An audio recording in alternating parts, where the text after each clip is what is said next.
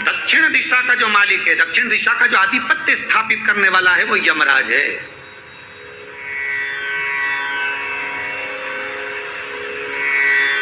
और यमराज पर भी अगर कोई आधिपत्य स्थापित कर लेता है तो वो यमराज की धर्मपत्नी धुमोरना है। यमराज की धर्मपत्नी का नाम धुमोर। अगर कोई दक्षिण दिशा पर आधिपत्य है यमराज का, यमराज पर आधिपत्य है धुमोरना का, यमराज की पत्नी का, एक काम करो, तुम्हारे पति को अगर बचाना है तो इतने में तो पति को अगर बचाना है तो बस धुमोरना का स्मरण करा जाए। अब मालूम पड़ा, सूचना मिल गई कि बेटा तो मर गया, जिसके लिए अनुष्ठान करा था, जिसके लिए पूछ रही है, वो मर गया, शव पड़ा है।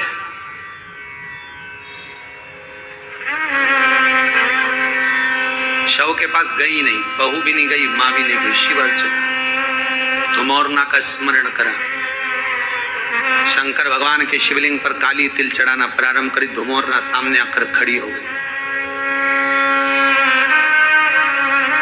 हे नारी, क्या चाहिए तुमको? पति के प्राण, बेटे के प्राण। कार्तिक मास की कथा है।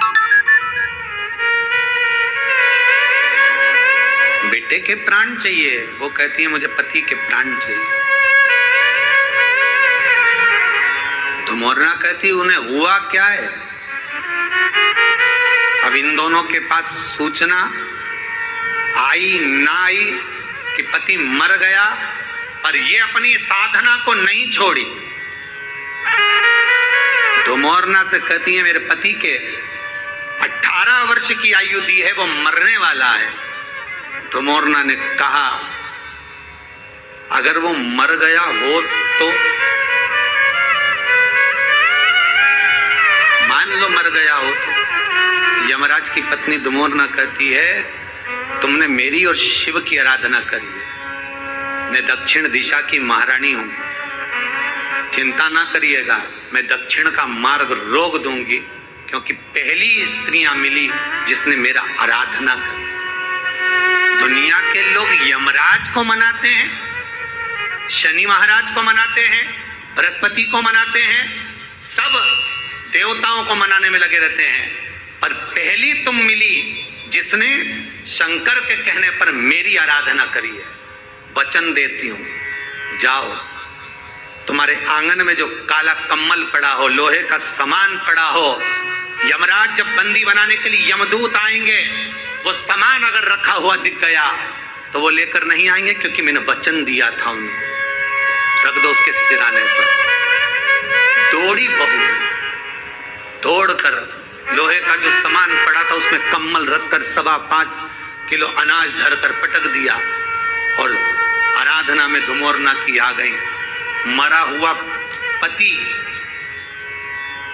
गरुड़ पुराण कहती है जब प्राण छूटते हैं, प्राण छूटने के 3 दिवस तक जीवात्मा एक एक पहलू से आत्मा जब निकलकर जाती है तो एक पृथ्वी के आकर्षण से जब दूर होती है तो उसमें 3 दिन लगते हैं।